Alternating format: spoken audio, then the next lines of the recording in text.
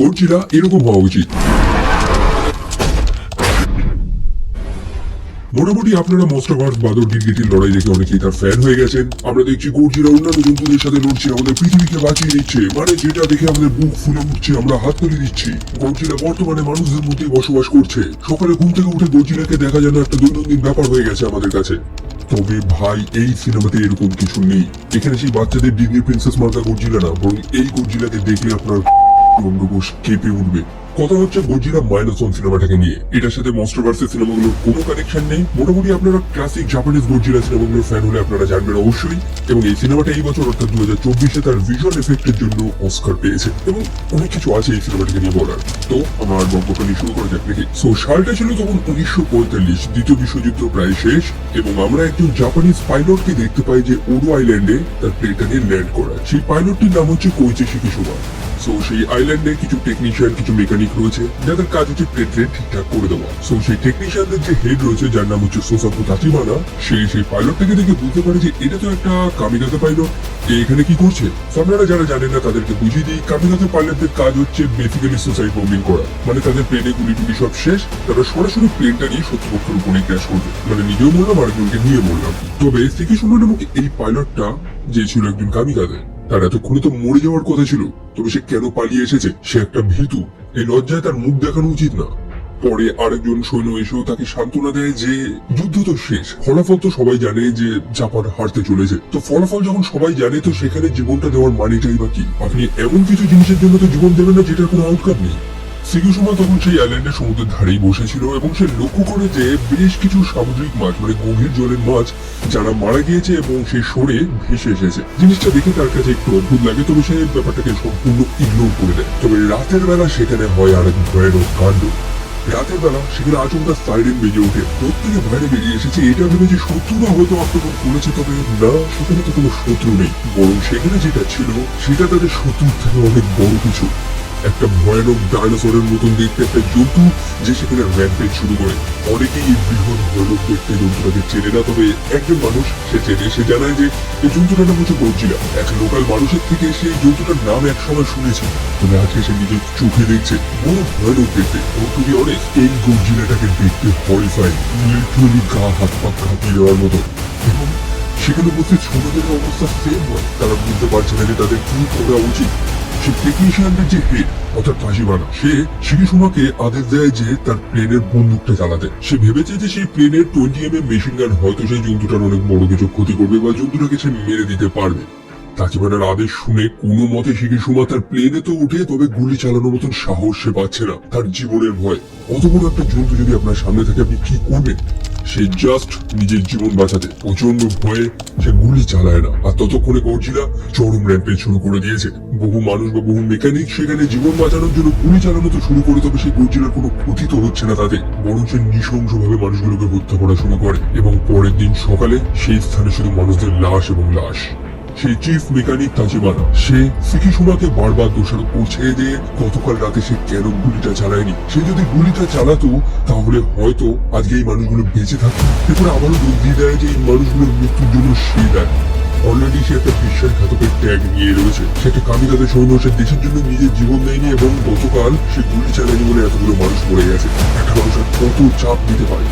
বাকি সৈন্যদের মাঝেই গা ঢাকা দিয়ে শিকিসুমা সেখান থেকে ফিরছিল এবং তখন তাচিবানা তার হাতে সেই মৃত মানুষগুলোর কাছে থাকা ছবিগুলো দিয়ে দেয়। এটা তাকে বুঝিয়ে দেয় যে এই মানুষগুলোর যে পরিবার, তাদের লস, তাদের ক্ষতির জন্য দায় সে, তার কারণে এই জিনিসটা হয়েছে। চরম লজ্জায় অবশেষে শিকিসুমা তার নিজের বাড়িতে গিয়ে তো পৌঁছায়, তবে সম্পূর্ণ শহরটা ধ্বংস হয়ে গেছে। তার স্থান সেই টোকিও, যেখানে মার্কিন বাহিনীরা বোম্বিং করেছে, যেটা ইতিহাসের পাতা অপারেশন মিকি মাউস নামে পরিচিত।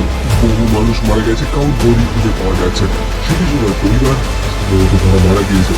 তার প্রতিবেশী অর্থাৎ সুমিকো, সে কিন্তু শিকিসুমাকে দেখে একেবারেই খুশি না। সেও জানে যে সে একটা কামিগাতে পাইলট ছিল, তার তো এই যুদ্ধে জীবন দেওয়ার প্রয়োজন ছিল, কিন্তু সে কেন ফিরে এসেছে? তার মতন ভীতু সৈন্যদের জন্যই হয়তো জাপানি যুদ্ধে হেরে গেছে। এবং আমরা কিন্তু এখানেও জাপানিজ নেইবার কালচারের সাথে আমাদের কালচারের কিছুটা সিমিলারিটি পাই। যুদ্ধটা অর্থনৈতিকভাবে ধ্বংস হয়ে যাওয়া জাপান, মানুষের সার্ভাইভ করা কঠিন, না ফিরে মানুষ মরে যাচ্ছে। এরই মাঝে মার্কেটে শিকিসুমার সাথে একটা মেয়ের সাক্ষাৎ হয়, যে তার কাছে থাকা বাচ্চাটা শিকিসুমার হাতে দিয়ে কোনো মতো পালিয়ে যায়। সেই মেয়েটাকে কিছু মানুষ তাড়া করেছিল, কারণ সে নাকি চুরি করেছে। এবং এই সময় সে তো কোনো জমাতনে পড়ে গেছে যে এই বাচ্চাটাকে কোথাও ফেলেও দিতে পারছে না। মেয়েটা তার হাতে দিয়ে গেছে, সে কি করবে? সে সেই বাচ্চাটাকে হাতে নিয়ে সেখান থেকে বেরো এবং পরে সে মেয়েটার সাথে তার সাক্ষাৎ হয়। মেয়েটার নাম হচ্ছে নরি। মেয়েটা শুধু সময় কিন্তু খুবই খুশি হয়ে যায় যে সে কেন বাচ্চাটাকে সেই মার্কেটে সেই বাজারে ফেলে রেখে আসলো না, সে কেন নিজের সাথেই রাখলো। এই সময় এই মেয়েটাকে এবং তার কাছে থাকে সেই বাচ্চাটাকে তার ভাঙাচোরা সেই বাড়িতে নিয়ে যায়, সেখানে আশ্রয় দেয়। আমরা জানতে পারি যে সেই মেয়েটা সে তার পরিবারকে হারিয়ে গেল, সেই ছোট বাচ্চাটার পরিবারের কোনো খবর নেই, অর্থাৎ সেই মেয়েটার বাচ্চাটার মতো কোনো কানেকশন নেই এবং বেশিরভাগ তার জীবনকে আশ্রয় দিয়েছে তার কাছে। অন্যদিকে আর তার সেই প্রতিবেশী শুরু করে এই প্রতিবেশীকে জিজ্ঞেস করে যে মেয়েটা কে, তাকে নিয়ে এসেছে। জিজ্ঞেস করে পুরোটাই জানি যে সে মেয়েটা নিচে বাচ্চাটাকে তার বাইরে ফেলে আসতে পারে, সে তাদেরকে আশ্রয় দিয়েছে। এবং আমরা দেখতে পারি যে তার প্রতিবেশী সে একটু দয়ালু। এখানে খাদ্যের ক্রাইসিস, তা সত্ত্বেও সে তার ঘর থেকে কিছু চাল দিয়ে দেয় সেই ছোট বাচ্চাটাকে খাওয়ানোর জন্য, কারণ তাকে তো জীবিত থাকতে হবে। দুটো অ্যাডাল্ট মানুষ, তারা তো না বাইরে থেকে কিছু জোগাড় যন্ত্র করে খেতে পারবে, তবে এই বাচ্চাটাকে তো কিছু খাওয়ানো প্রয়োজন। আর এখান থেকে সিগিসুমার ভাঙাচোরা সংসার তৈরি হয়। যদিও এটাকে কি সংসার বলা ঠিক হবে, কারণ সেই মেয়েটা তার স্ত্রী না এবং সেই বাচ্চাটাও তো তার না, সে জাস্ট তাদেরকে আশ্রয় দিয়েছে। আসলে সে তার নিজের পাপটাকে ধোয়ার চেষ্টা করছে, তার মধ্যে যে গিল্টটা রয়েছে সেটা থেকে সে মুক্তি পাওয়ার চেষ্টা করছে। শীঘ্রই সিগিসুমা একটা কাজও পেয়েছে এবং এই কাজটা করে দিতে পারলে ভালো টাকাও সে পাবে। অবশ্যই বাচ্চাটাকে তো দেখাশোনা করতে হবে, তবে কাজটা খুবই রিস্কি। তাকে মাইন্ড সুইপিং এর কাজ করতে হবে। আসলে যুদ্ধের সময় সেই দুই পক্ষ আমেরিকা এবং জাপান, তারা দুজনেই তো জলের নিচে মাইন লাগিয়েছিল।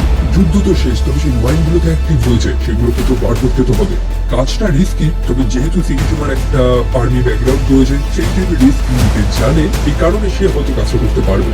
আর কি, সে চলে যায় নিজের কাজে। ভেবেছিল যে তাদের একটা আর্মার্ড বোট দেওয়া হবে, অর্থাৎ সেই বোটগুলো যেগুলো মাইন বিস্ফোরণ থেকে সার্ভাইভ করতে পারবে, তবে না, এটা বোট তোমরা বড় একটা ভেলার মতন দেখতে, কাঠের একটা নৌকা। সিগিসুমা তার এই নতুন চাকরিতে বেশ কিছু বন্ধু সে পাঠিয়ে নিয়েছে, অর্থাৎ তার ক্রু, যারা হচ্ছে কেনজি, ইয়োজি এবং শিরো। সে মন দিয়ে কাজ করছে, তবে সে যে তার ভিতরে থেকে একটা গিল্ট রয়েছে না, সেটা একটা দুঃস্বপ্নের আকার নিয়েছে। এটাকে বেসিক্যালি সার্ভাইভার গিল্ট বলা হয়। মানে আপনি কোনো কারণে ধরে নেন বেঁচে গেলেন এবং সারা জীবন আপনি এই করতে বুঝলেন যে আপনি বেঁচে গেছেন বলেই বাকি মানুষদের ক্ষতি হয়েছে। প্রথমত নিজের প্লেন নিয়ে পালিয়ে আসা, তারপর সেই ওডো আইল্যান্ডে গডজিলার উৎপাত, এই প্রত্যেকটা জিনিস তার মধ্যে একটা ট্রমার আকার নিয়েছে এবং সে রাতে ঘুমাতে পারছে না। এরই মধ্যে 1946 সালে আমেরিকা অপারেশন ক্রসওয়ার্থের আন্ডারে বিকিনি অ্যাটলে তাদের পরমাণু বোমাগুলো টেস্ট করতে থাকে এবং এই বোমার ফলে, এর রেডিয়েশনের ফলেই সেই গডজিলার আকার অনেক বেড়ে যায়, সে মিউটেটেড হয়ে যায়। মানে একটু আগেই ওডো আইল্যান্ডে যে গডজিলাকে দেখেছিলাম, তার সাইজটা একটু ছোট ছোট ডায়নোসরের মতন, তবে এবার একটা জাইগেন্টিক আকার নিয়েছে। যাই হোক, সময় তো কাটতে থাকে, সিগিসুমা মন্দির তার কাজ করতে থাকে। তার ক্রুরা তার একজন ভালো বন্ধুকে পরিণত হয়েছে এবং সিগিসুমা তাদেরকে তার নিজের বাড়িতে আমন্ত্রণ জানিয়েছে।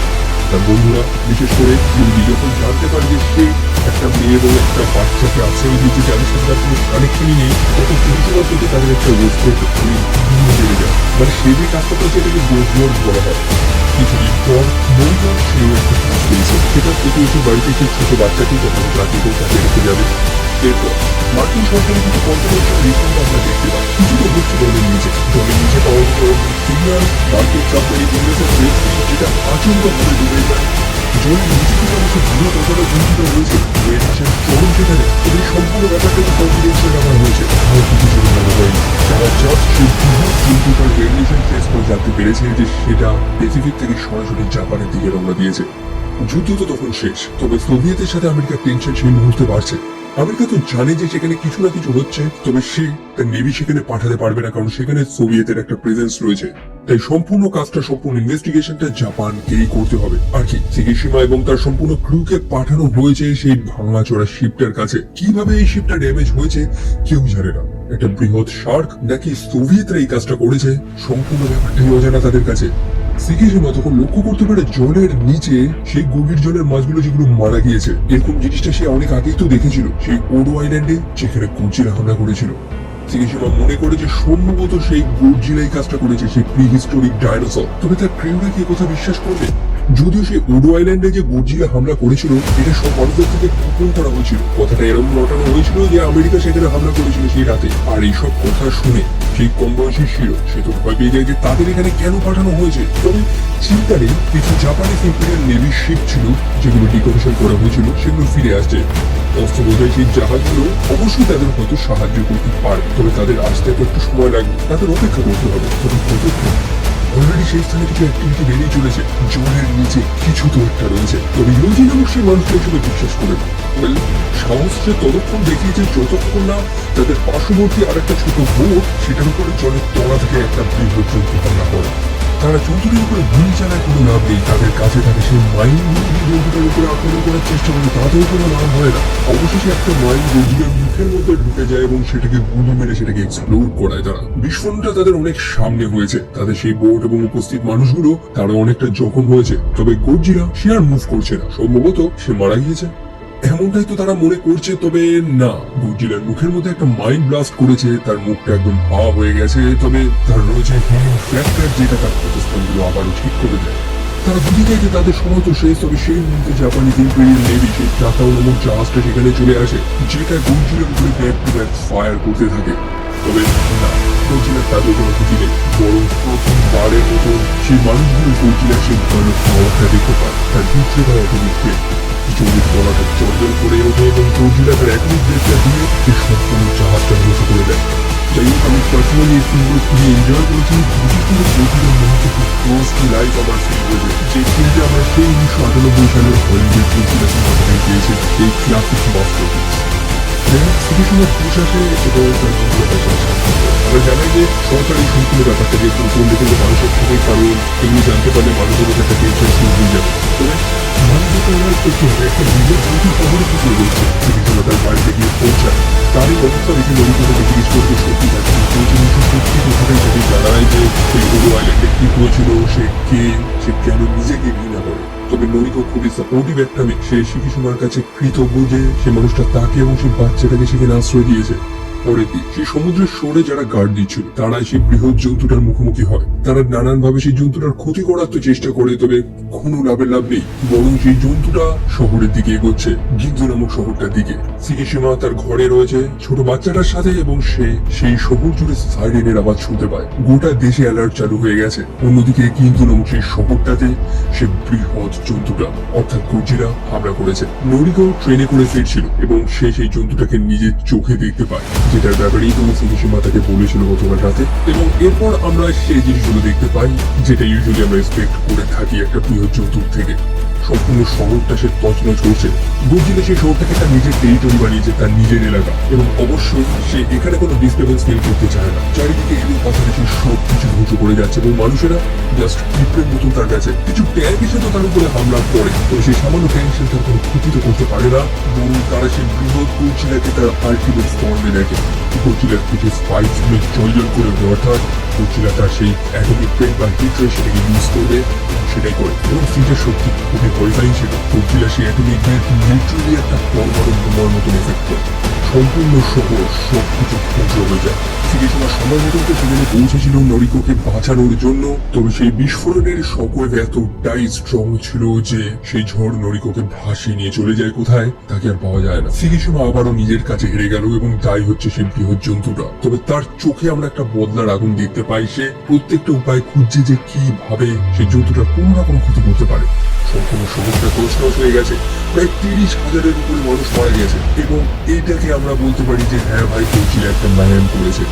গর্জিলা তোলপাড় চালিয়েছে। মানে এখানে সেই মোস্টাভার্সের মতো মোনার বিশাল বল এইসব কিছু নেই, লক্ষ টাকা গবেষণা করে এইসব কিছু না ভাই, বরং একটা বৃহৎ জন্তু শহরে আক্রমণ করেছে এবং মানুষেরা তাদের অস্তিত্বের জন্য রয়েছে। এটাই হচ্ছে ফ্যাক্ট এখানে। পরে শিকিসিমার সাথে সাক্ষাৎ করে তাকে জানে যে তারা সিক্রেটলি একটা স্ট্র্যাটেজি বানাচ্ছে পৃথিবীর দেশগুলোকে হারানো যেতে পারে। বহু মানুষ সেখানে অংশ নিয়েছে এবং শিকিসিমাকেও অবশ্যই সেখানে যাওয়া উচিত। আমরা এরপর চাকরিকে দেখতে পাই সুরক্ষিত দিচ্ছে সে এবং তার প্রাক্তন কিছু শ্রমিকরা যারা একত্রিত হয়ে জনগোষ্ঠীকে কিভাবে জন্তুটাকে হারাবে, এবং এখানে ইন্দো নামক সেই মানুষটা তাদেরকে প্ল্যান দিয়েছে। গর্জিলা সেই জল থেকে উঠে এসেছে এবং তারা কিন্তু সেই শুরু থেকেই অস্ত্র হিসেবে ব্যবহার করবে গর্জিলাকে করতে। তারা দুটো জাহাজের সাহায্যে এই গর্জিলাকে স্টিমের মাধ্যমে বেঁধে যেগুলোর মধ্যে ফিরে গেছে কিছু সিলিন্ডার বানানো হবে, যেগুলো গ্যাস যেটা কখনোই জলে ভাসবে না। তাদের প্ল্যান হচ্ছে যে সেই গ্যাসের ব্যবহার করে তারা গর্জিলাকে সম্পূর্ণভাবে সমুদ্রের একদম তলদেশে ডুবিয়ে দেবে। স্থানটা হচ্ছে সাগামি বে। যার গভীরতা প্রায় ১,৫০০ মিটারেরও বেশি। ইভেন বহু সামুদ্রিক প্রাণী যাদের জন্ম সমুদ্রেই হয়েছে তারাও জলের অত গভীরের চাপটা সহ্য করতে পারে না। তো তাদের কাছে এই প্ল্যানটাই রয়েছে যে গডজিলাকে যদি সমুদ্রের অনেক গভীরে পাঠানো যায় তাহলে হয়তো সেই সমুদ্রের চাপ গডজিলাকে মেরে দেবে। তবে এই প্ল্যান যদি তাদের ব্যর্থ হয় তখন হচ্ছে প্ল্যান বি। তারা বেলুনের মাধ্যমে গডজিলাকে জলের তলদেশ থেকে আবারও সরাসরি উপরে নিয়ে আসবে, তবে খুব স্পিডে নিয়ে আসবে, যেটাতে অবশ্যই গডজিলা মারা যাবে, যেটাকে এক্সপ্লোসিভ ডিকম্প্রেশন বলা হয়। দেখুন, গডজিলা যখন সমুদ্রে একদম তলে থাকবে, যদি সে সার্ভাইভ করে যায়, যদি সে বেঁচে যায়, তাহলে সে তার মাসেলস গুলো, তার চামড়া দিয়ে আপ্রাণ চেষ্টা করবে সেই সমুদ্রের চাপটাকে সহ্য করা। তবে প্রবল গতিতে যখন তাকে আবারও সমুদ্রের সারফেসে তোলা হবে তখন সেই চাপটা ঠিক উল্টো বিপরীতে কাজ করবে। এটা বেসিক্যালি একটা ডিকম্প্রেশনের কাজ করবে এবং সম্ভবত এইভাবেই তারা গডজিলাকে মারতে পারবে। এখন তাদের হাতে তো কোনো চয়েস নেই, কারণ কি কোনো উপায় আছে? হাজারো বোমা বর্ষণ তো দেখা হয়েছে, মোকাবিলা হয়। বহু মানুষ এই লড়াইতে অংশ নেয়নি, তাদের পরিবার রয়েছে, তাদের মনে ভয় রয়েছে, এবং বহু মানুষ বিনা দ্বিধায় নিজেদের জীবন দেওয়ার জন্য রাজি, কারণ এটা একটা অস্তিত্বের লড়াই। বাইরে থেকে কোনো সাহায্য আসবে না, কোনো দেশ আপনাকে সাহায্য করতে পারবে না, তাদের নিজেদেরই কিছু করতে হবে। সে প্লেন চালিয়ে সেই গডজিলাকে লিওর করে সেই সমুদ্রে নিয়ে যাবে, নইলে তারা গডজিলাকে জলে ডোবা দিবে কি করে? অন্যদিকে সিরিজমা তো নিজের জীবন দেওয়ার জন্য প্রস্তুত। সে মেয়েটা অর্থাৎ নিয়মিত সে যৌতুকের জন্যই হয়তো মারা গেছে এবং তার বদলা সে নেবে। তবে অধিকাংশ প্লেনকে তো ডিকমিশন করা হয়েছে, তবে কিছু প্লেন রয়েছে যেগুলোকে যুদ্ধে এখনো ব্যবহার করা হয়নি, কিছু প্রোটোটাইপ। এই যেমন কাচু J7W শিন্ডেন, এই প্রোটোটাইপটা যুদ্ধে তেমন ব্যবহার করা হয়নি। প্লেনটার স্পিড তুখর, তবে এই প্লেনটার কিছু রিপেয়ার প্রয়োজন। তবে রিপেয়ার করবে কে? সিগিশিমা জানে যে একজন রিপেয়ার করতে পারে, যার সাথে 1945 সালে তার সেই ওডো আইল্যান্ডে সাক্ষাৎ হয়েছিল, অর্থাৎ তাচিবানা। তবে সেই মানুষটাকে তো সহজে পাওয়া যাচ্ছে না, কোথায় সে গা ঢাকা দিয়ে বসে আছে। তবে ফাইনালি সে তাচিবানাকে খুঁজে, কিন্তু সেই মানুষটা তার হয়ে কেন কাজ করবে, সে কেন সেই প্লেনটা রিপেয়ার করবে? সিগিশিমা জানায় যে সে একটা কামিকাজে। জাপানের যুদ্ধ তো শেষ হয়ে গেছে, তবে তার যুদ্ধ এখনো শেষ হয়নি। একটা কামিকাজে যতক্ষণ না মরছে ততক্ষণ তার যুদ্ধ শেষ হচ্ছে না। সিগিশিমা সে নোটে লক্ষ্য করেছিল যে গডজিলাকে বাইরে থেকে আক্রমণ করে কিছু করা যাবে না, তবে ভিতর থেকে যে বলল তার মুখের মধ্যে থেকে সে মাইন্ডের মতো ব্লাস্ট হয়েছিল, তখন তার একটা বড় ক্ষতি হয়েছিল। এবং এরকম সে একটা প্ল্যান করেছে, সে বলল যে একটা প্লেন নিয়ে সরাসরি গডজিলার মুখে ক্র্যাশ করাবে, সেটা দিয়েই সম্ভবত সে গডজিলাকে ধ্বংস করতে পারবে, এমন একটা প্ল্যান আছে। এবং আগামীকাল তাচিবানা তার টিম নিয়ে সেখানে চলে আসে সেই প্লেনটিকে রিপেয়ার করার জন্য। তারপরে কাজ জোর কমে চলছে, তারা গডজিলাকে ট্র্যাকও করছে। তারা নিশ্চয়ই ফিরে আসবে, কারণ সে সেই শহরটা যে স্থানটিকে তার নিজের টেরিটরি বানিয়েছে, এখানে মানুষজন পছন্দ করবেন এবং মানুষের উপস্থিত থাকতে হবে।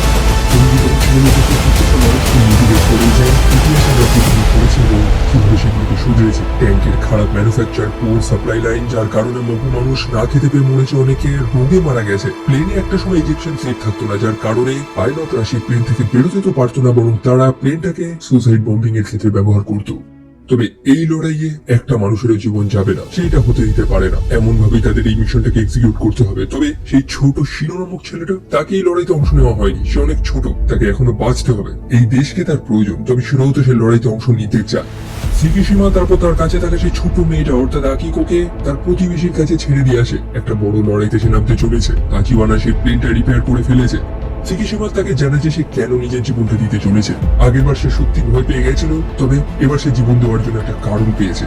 তারপর আসে ফাইনাল মুহূর্ত। গডজিলা সেই সরে চলে এসেছে। সে ধ্বংস করছে, মানুষের স্ট্র্যাটেজি গুলো নষ্ট হয়ে যাচ্ছে, তবে তাকে তো সেই মাছ সমুদ্রে নিয়ে যেতে হবে। সিগিশিমা তাকে লিওর করতে থাকে। গডজিলা লাস্টে বিরক্ত হয়ে সে প্লেনটাকে ধরার জন্য ছোটে, তাকে লিওর করে সেই সমুদ্রে নিয়ে যাওয়া হয়। তারা গডজিলার জন্য একটা ফাঁদ পেতে রেখেছিল, একটা খালি জাহাজ, যেটার উপরে গডজিলা তার অ্যাটমিকটা ইউজ করে, এবং এটাই তো মানুষরা চেয়েছিল। কারণ গডজিলা প্রথমবার তার অ্যাটমিকটা ইউজ করার পর সেটাকে আর কখনো ব্যবহার করতে পারে না, সেটা রিচার্জ হতে একটু সময় লাগে। আর তারপরে সেই নেভির ভেসেলগুলো ফুল স্পিডে এগোতে থাকে গডজিলার দিকে। তারা প্ল্যান করেছে যে গডজিলাকে সেই ফেরন গ্যাসের ট্যাঙ্ক দিয়ে সম্পূর্ণ জড়িয়ে পেঁচে জলের তলায় ডুবিয়ে দেবে। তবে কাজটা খুবই কঠিন। গডজিলা যথেষ্ট স্ট্রং, তা সত্ত্বেও প্রতিটা মানুষের বুদ্ধিমত্তা এবং তাদের সাহসিকতায় তারা ফাইনালি গডজিলাকে সময় মতো সেই ফাঁদে ফেলেই দেয়। তারা গডজিলাকে একদম জলের তলায় পাঠিয়ে দেয়। জলের গভীরতা প্রায় ১,৫০০ মিটারেরও নিচে। তবে গডজিলা তাতে মরেনি, সেই জলের চাপ গডজিলা সহ্য করে নিয়েছে। এখন তাদের প্ল্যান বি তে যেতে হবে, গডজিলাকে ফুল ফোর্সে আবার উপরে তুলতে হবে, এবং সেটাই তারা করে। তবে প্ল্যান বি তাদের সাকসেসফুল হয় না, কারণ সারফেস থেকে প্রায় ৮০০ মিটার নিচেই গডজিলা দাঁড়িয়ে গেছে। তাকে যে ফ্লাইটগুলো বাধা হয়েছিল সেগুলোকে গডজিলা কেটে ছিঁড়ে ফেলেছে। এই শিপগুলোর মধ্যে অত পাওয়ার নেই যে তারা গডজিলাকে প্ল্যানিং করে তুলবে। আর সেই সময় শিরো নামক সেই ছেলেরা তার সম্পূর্ণ বুক নিয়ে সেখানে চলে আসে। অনেকগুলো বোট সে এনেছে, তাদের প্রত্যেকের সহযোগিতায় তারা ফাইনালি গর্জিলাকে টেনে সার্ফেসের উপরে তোলে। আমরা দেখতে পাই গর্জিলা যথেষ্ট আহত হয়েছে, তার স্কিনগুলো চিড়ে গেছে, সে জলের তলার চাপে ধরে করে একটু অপারেশন সত্যি অঞ্চলের উপরে এফেক্ট করেছে একটা ভাইরাস, সে মরে যায়। এবং এখন গর্জিলাকে দেখতে যা ভালো লাগছে এবং জঙ্গল জিনিস হলে খুব স্বপ্ন দেখে। প্রতিটা মানুষের আশা ভরসা শেষ, গর্জিলা তার এখন প্লেটটা এবার ব্যবহার করতে চলেছে এবং শেষ মুহূর্তে কিছু সময় প্লেনটা নিয়ে সরাসরি গর্জিলার মুখে প্রকাশ করে, যেটা ব্লাস্ট হয় এবং গর্জিলা তারপর আর কোনো মুভমেন্ট করছে না। সেই বিস্ফোরণে তার মুখ তার সম্পূর্ণ নষ্ট হয়ে গেছে। এবং প্রতিদিন সেটি সত্যি মারা গেছে, সেটি সত্যি এবার তার নিজের জীবনটা দিয়েছে না, সে চেয়েছিল তার জীবন দিতে। তবে তাজমালা তাকে বুঝিয়ে দেয় যে অন্তরে সেই ছোট বাচ্চা দেখতে অর্থাৎ আত্মীয় জীবন থেকে বাঁচতে হবে। সেই প্লেনের একটা ইঞ্জেকশনের ব্যবস্থা সে করে দেয়, যাতে ফিহিশিমা সময় মতন সেই প্লেন থেকে ইঞ্জেক্ট হতে পারে। সে হয়েছে। তারপর আমরা দেখতে পাই যে গর্জিলার শরীরটা ধীরে যাচ্ছে, ভিতর থেকে হিট রেস গুলো বেরোচ্ছে এবং ধীরে ধীরে সমুদ্রের তলায় ডুবে যায়। প্রতিটা মানুষ হাসি মুখে ফিরে এসেছে, এখন তাদের গর্বের মুহূর্ত। এই লড়াইটা তারা ফাইনালি জিতে গেছে। অন্যদিকে সুমিকা অর্থাৎ সেই প্রতিবেশী যার কাছে সেই ছোট বাচ্চাটা ছিল, সে সিকিসুমার সাথে সাক্ষাৎ করে এবং তার হাতে একটা চিঠি ধরিয়ে দেয়। হাসপাতাল থেকে সেই চিঠিটা এসেছে। আসলে নরিকো যাকে সিকিসুমা ভেবেছিল মারা গিয়েছে, সে বেঁচে গিয়েছে। তবে নরিকোর ঘাড়ে গলায় আমরা একটা অদ্ভুত কিছু একটা জিনিস দেখতে পাই, অনেকটা প্যারাসাইটের মতো। কি জিনিস সেটা তো এক্সপ্লেন করা হয় না, তবে সেটা ধীরে ধীরে যেন তার শরীরে ছড়াচ্ছে। একই সাথে সেই মৃত গর্জিলা যে সমুদ্রে ডুবে যাচ্ছিল, তারও ধ্বংস হয়ে যাওয়া শরীরটা ধীরে ধীরে হিট হয়ে যাচ্ছে। তো কি হলো অ্যাকচুয়ালি এখানে, এটা জানার জন্য হয়তো আমাদের এটা পরবর্তী পার্টের অপেক্ষা করতে হবে। আর এটাই ছিল গর্জিলা -1 সিনেমার স্টোরি।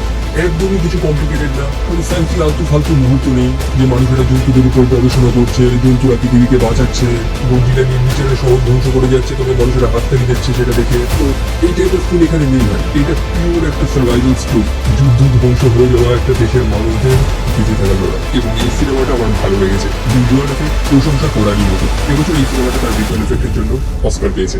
আসলে কিছু কিছু জায়গায় ক্যারেক্টার মডেলিং এতটা অ্যাকুরেট ছিল, এতটা স্টানিং ছিল, যেগুলো প্রশংসা করারই মতো। এবং যদি আমি নিজের এক্সপিরিয়েন্স বলি, তো আফটার অল প্রায় 2 দশক বাদে একটা ভালো গর্জিলা সিনেমা দেখলাম। মানে যেমনটা বলেছিলাম যে লাস্ট 1998 সালে সেই গর্জিলা দেখেছিলাম, থিয়েটারে অনেক ছোটবেলায় দেখেছিলাম, তবে সেই সিনেমাটা আমার মনে একটা অন্য জায়গা নিয়ে রেখেছে এবং সেম ভাইব আমি এই সিনেমাতে পেয়েছি। এবং এই সিনেমাটা সেই ভুলগুলো করেনি যেটা মনস্টারভার্স এবং হলিউডের সিনেমাগুলো করে থাকে। আপনি যখন জন্তুদের উপরে বেশি ফোকাস করা শুরু করেন, তখন আমাদের মন থেকে সেই ফিলটা চলে যায় যে তারা হচ্ছে টাইটেন, তারা অনেক বৃহৎ আকারের, মানে জন্তুদের সাথে মানুষের একটা ইন্টারাকশন থাকা প্রয়োজন, যেখানে ফিল হয় যে হ্যাঁ তারা অনেক বড় জন্তু, আমরা তাদেরকে অনেক ছোট। মানে শহরের মাঝখানে যখন বাদল জন্তু লড়াই করছে, বাড়ি ভেঙে হয়ে যাচ্ছে, ভিএফএক্স ছেলেমেলা হচ্ছে, সেখানে সবকিছু একটা কার্টুনিশ লাগা শুরু হয়। জিনিসগুলো দেখতে তো ভালো লাগে একটু ফ্যান্সি, বাট খুবই আনরিয়ালিস্টিক। কারণ আমি জাস্ট ইমাজিন করি যে যে শহর কিন্তু তারা লড়ছে, সেখানে মানুষও বসবাস করছে, তবে কোনো অ্যাঙ্গেল থেকে তারা যে একটা বৃহৎ জায়গায় পারি সেগুলো কি হয়। এবং এই পার্টিকুলার পয়েন্টটাই বহু ক্রেডিট তুলেছে যে এই জিনিসটা হলিউডে ফিক্স করা পরে, যেটা এই জাপানের বইগুলো করে দেখিয়েছে। ভিডিওটা অনেক বড় হয়ে যাবে, তো আমি আমাদের রাখতে ভিডিওটা আমার ভিডিও আপনাদের কেমন লেগেছে ভিডিওটা ভালো লাগলে লাইক করতে পারেন, ভালো লাগলে কি করবেন ডিসলাইক করে দেবেন এবং আপনাদের ওপিনিয়ন্স জানাতে একদমই ভুলবেন না। আমাকে ফেসবুক আর ইনস্টাতে ফলো করতে একদমই ভুলবেন না, যেখানে আমি রেগুলার পোস্ট করি। সো দেখা হচ্ছে আপনাদের সাথে পরের আরেকটা ভিডিওতে। টিল দেন ভালো থাকবেন, সাবধানে থাকবেন, take care and bye by.